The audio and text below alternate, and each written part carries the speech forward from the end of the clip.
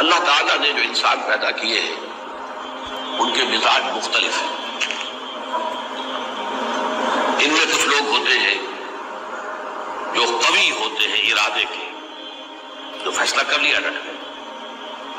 کچھ لوگوں میں وہ قوت ارادی اتنی مضبوط نہیں ہوتی، وہ ادھر ادھر سوچتے رہتے ہیں. کچھ لوگ جسمانی طور پر بہت توانا ہوتے ہیں، کچھ لوگ جسمانی طور پر پیدائشی طور پر کمزور ہوتے ہیں.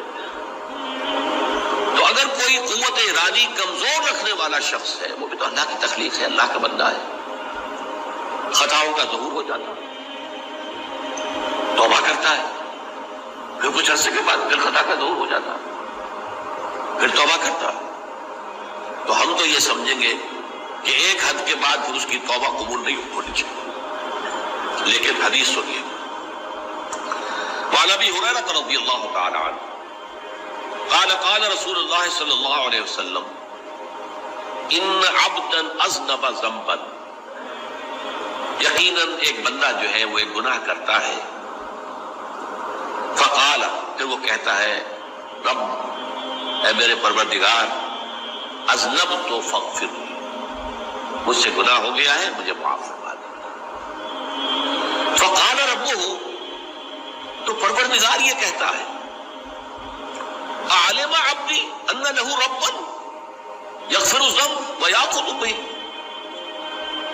میرا یہ بندہ یہ جانتا ہے کہ اس کا ایک رب ہے جو گناہ معاف بھی کر سکتا ہے اور سزا دے بھی سکتا ہے. کیا مانی ہوئے؟ گناہ اس نے کیا ہے لیکن جانتا ہے اللہ کو تو وہ معاف بھی فرما سکتا ہے، تبھی تو وہ اللہ سے معافی کی درخواست کر رہا ہے.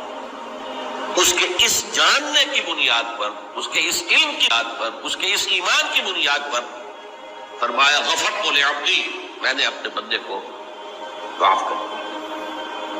ثم مکث ما شاء اللہ، پھر وقت گزرا جتنا کہ اللہ نے چاہا. ثم اذنب ذنبا، پھر اس سے گناہ ہو گیا. فقال رب اذنبت ذنبا فاغفر، پھر کہتا ہے پروردگار مجھ سے گناہ ہو گیا، پھر مجھے معاف فرما دے. فقال ربہ، اللہ فرماتا ہے عالم عبدی ان له ربا یغفر الذنب ویأخذ به، میرا بندہ ہے نا جو جانتا ہے کہ اس کا ایک رب ہے، ایمان باللہ اس کے اندر ہے، تبھی تو پکار رہا ہے. اور یہ بھی جانتا ہے کہ وہ گناہ معاف بھی کر سکتا ہے اور چاہے تو پکڑ بھی سکتا ہے، سزا بھی دے سکتا ہے. تو فرمایا، اللہ تعالیٰ فرماتے ہیں میں نے فرمایا کہ میں نے معاف کر دیا. ثم مکث ما شاء اللہ، پھر ایک عرصہ گزرا اس کے بعد. ثم اذنب ذنبا، پھر اس نے گناہ کیا. قال رب اذنبت ذنبا آخر، اس نے کہا پروردگار میں نے تو پھر ایک اور گناہ کر دیا، فاغفر لی، مجھے بخش دے. فقال اعلم عبدی ان له ربا یغفر الذنب ویأخذ به، میرا بندہ جانتا ہے نا کہ اس کا ایک رب ہے جسے وہ پکار رہا ہے، کیوں وہ جانتا ہے کہ اسے اختیار حاصل ہے کہ چاہے تو بخش دے اور چاہے تو پکڑ لے. اس کے اس علم، اس ایمان کی بنیاد پر میں نے اسے معاف کر دیا. ایک اور حدیث، میں نے چونکہ اس گفتگو کے لیے ان احادیث کا تفحص کیا ہے، یہ تو بہت ہیں حدیثیں، میں نے ان میں سے کچھ چنی ہے. ہمارے پاس واعظ ناصح وہ بھی کسی شخص کو روکتے رہے، برائیوں سے روکتے رہے، نہیں رکتا تو کہیں غصے میں آ کے اللہ تجھے کبھی معاف نہیں کرے گا. یہ کتنا بڑا جرم ہے، اس کا اندازہ کیجئے اس حدیث سے. تو میرے بندے کو میری رحمت سے مایوس کر رہے ہیں، کتنا بڑا جرم ہے، اس کا اندازہ کیجئے. یہ مسلم شریف کی روایت ہے عن جندب، حضرت جندب رضی اللہ تعالی عنہ سے، ان رسول اللہ صلی اللہ علیہ وسلم حدث، کہ اللہ کے رسول صلی اللہ علیہ وسلم نے ایک واقعہ بیان کیا. ان رجلا قال، کہ ایک شخص نے یہ کہا واللہ لا یغفر اللہ لفلان، کہ خدا کی قسم اللہ تعالیٰ فلاں شخص کو کبھی معاف نہیں کرے گا. وَأَنَّ اللَّهَ تَعَالَى قَالَ، اس پر اللہ تعالیٰ نے یہ فرمایا مَنْ ذَا الَّذِي يَتَعَالَّى عَلَيَّ، یہ کون ہے جو میرے اوپر حکومت کرنے آ گیا جو میری طرف سے حکم لگا رہا ہے کہ میں کبھی معاف نہیں کروں گا. من ذا الذی، کون ہے وہ شخص الذی یتعلی علی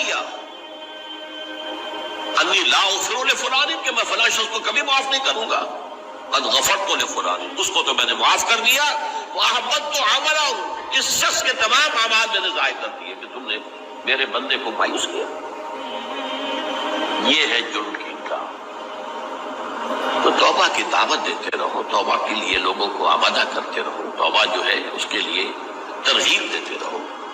اللہ تعالیٰ معاف فرمانے والا. آخری حدیث سنا رہا ہوں، یہ تو بہت ہی عجیب حدیث ہے اور متفق علیہ، یہ بخاری اور مسلم دونوں میں.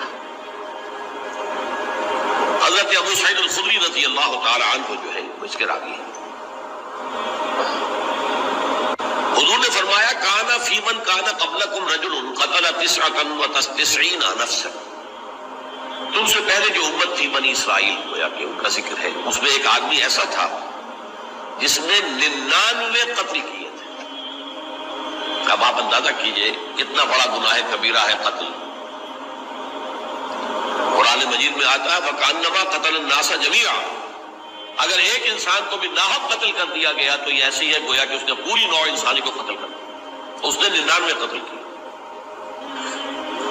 فَهَلْ لَهُ مِن تَوْبَةٍ، پھر اس کے بعد یہ ہوا کہ اس کے اندر توبہ کا جذبہ پیدا ہوا. فَسَأَلَ عَنْ أَعْلَمِ أَهْلِ الْأَرْضِ، تو اس نے پھر سوال کیا، لوگوں سے پوچھا کہ زمین میں رہنے والوں میں کون سب سے بڑا عالم ہے. فَدُلَّ عَلَى رَاهِبٍ، اسے بتایا گیا فلاں راہب فلاں جگہ پر ہے، وہ بہت نیک ہے، بڑا عالم ہے. فَأَتَاهُ، وہ اس کے پاس آیا.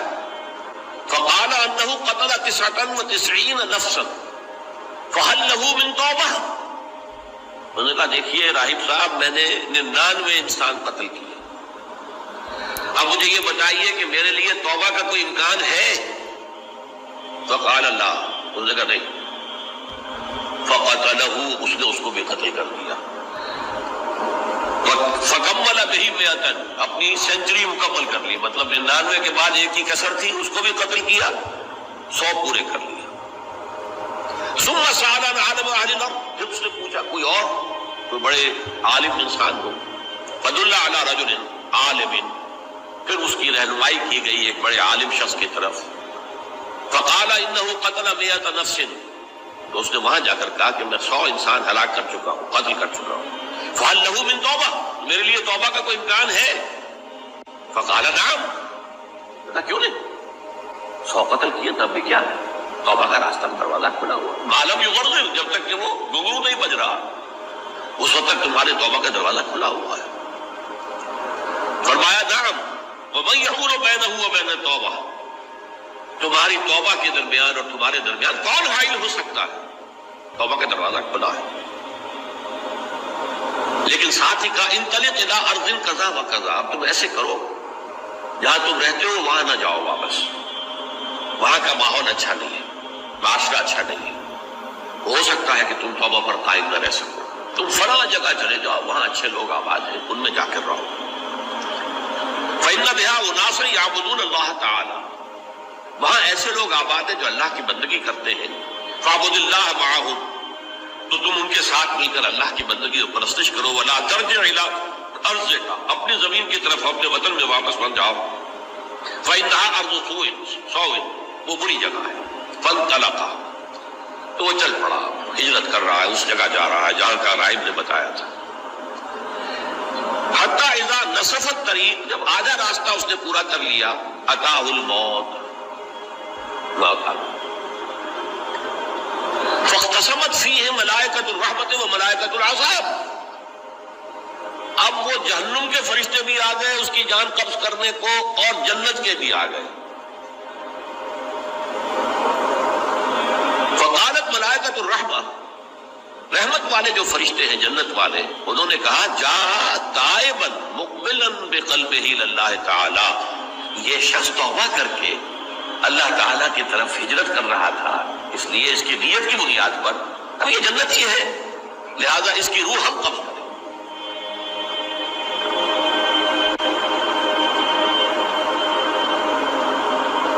وقالت الملائکۃ العذاب، اور وہ جو عذاب والے فرشتے ہیں وہ کہیں گے انہ لم یعمل خیرا قط، تو نے توبہ کے بعد کوئی نیک عمل تو کیا ہی نہیں، تو کس بنیاد پر اس کو تم جنت میں لے جاؤ گے؟